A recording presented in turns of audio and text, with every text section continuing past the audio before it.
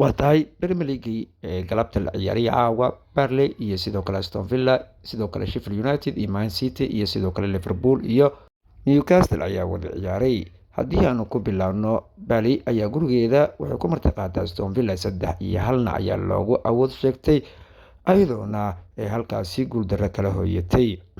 Sidoo kalena Sheffield United ay gool ku hormartay ayaana Man City 2-1 ku qaarjisay. Helen ninka la dhahayo ayaana ka dhaliyay goolasha, waxaana uu u muuqda Helen in uu rajadiisa gool dhalinta weli aysan baabi'in, balse Sheffield United oo goolka ku hormartay markii la quusiyena kadib ciyaartii kale isha lagu wada hayay ee Newcastle iyo sidoo kale Liverpool ayaa 2-1 kusoo gabagabowday.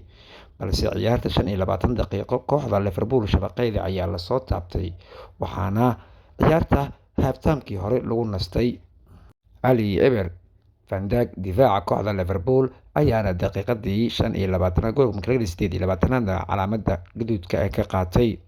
Liverpool oo jabsan ayaa ciyaarta half-time-kii Ali Eber lagu nasiiyay, balse markay ahayd 77 daqiiqo bedel uu ku yimid Nunes ayaana 81 markay ahayd shabaqa uu soo salaamay, waxaana ciyaarta oo 1-1 uu ka dhigay, balse markii dambena ay naqatay ciyaarta in uu goolka 90 daqiiqo markii lagu daray uu goolka dhaliyay. Kloppna oo ku tilmaamay nin aqli badan kooxda Liverpool ayaana sidaas guusha ay ku raacday.